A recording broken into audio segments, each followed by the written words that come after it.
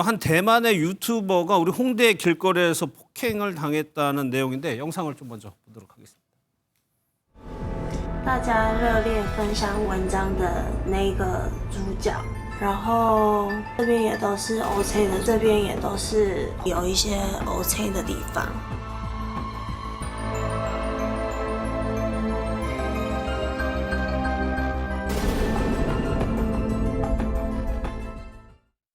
먼저 저 사건이 어떻게 일어난지부터 봐야 될 것 같아요. 네, 지난 일요일 새벽에 서울의 번화가인 홍대 길거리에서 있었던 일인데요. 보신 것처럼 대만 유튜버인 여성이 이 길을 친구와 함께 지나가고 있었는데 남성 둘과 마주치게 됐습니다. 이 남성들은 여성들에게 같이 하룻밤을 보내자면서 끈질기게 따라왔고 뭐 집에 데려다 주겠다 이런 얘기도 했다고 해요. 이에 화가 난 유튜버가 남성들에게 욕을 했고 그러자 폭행이 시작이 됐다고 합니다.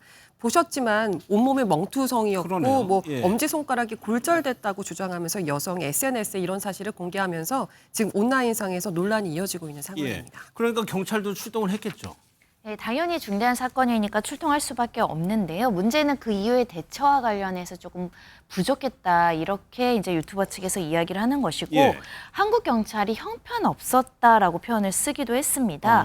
그러니까 경찰이 이런 일은 좀 흔하다. 그러니까 울지 말고 집에 가라는 취지로 이야기를 했다라는 거고 예. CCTV도 현장에서 확인하지 않고 자신의 여권 번호만 확인하고 가해자들을 풀어줬다라고 이 비판하는 내용을 올렸습니다. 그러다 보니까는 대만 외교부까지 나서게 된 걸까요? 그렇습니다. 대만 외교부에서는 이제 한 매체를 통해서 입장을 밝혔는데 네. 어쨌든 이제 대만 유튜버한테 필요한 조치를 다 할 것이다라고 하면서 어쨌든 한국 경찰이 법에 따라서 이제 뭐 공정하게 집행을 해달라 뭐 그런 입장을 밝혔다라고 합니다. 예, 외교부까지 입장을 내니까 좀 우리나라에서 논란이 된 건데 의견 대립이 그러니까 경찰 조사 과정에서 실제 의견 대립은 있었던 거예요? 일단 여성 유튜버는 처음부터 가해자가 한국인이다라고 주장을 예. 했다고 하는데 경찰은 중국인이다. 그리고 조사받고 귀가했다. 이렇게 입장을 냈다고 해요. 예. 근데 여성이 계속해서 가해자가 한국말을 굉장히 잘했는데 외국인의 그런 어투가 아니었다. 그리고 경찰에게 신분증 제시하는 걸 봤을 때 한국인이었다라는 주장을 재차했거든요. 예.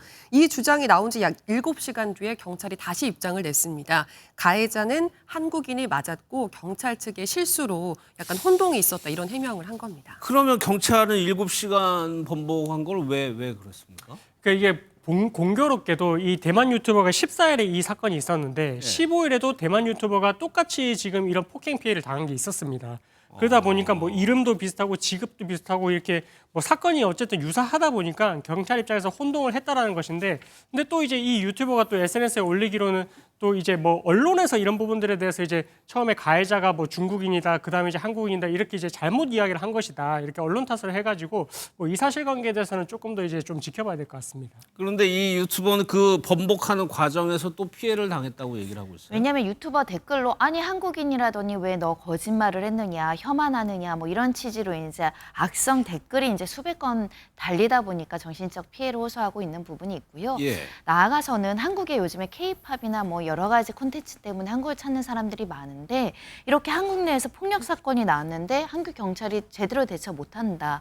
이런 부분들에 대한 자성은 좀 필요한 것 같고요. 폭력 사건이 많을 수는 있지만 강력하게 또 피해자를 보호하는 것도 필요해 보입니다. 알겠습니다.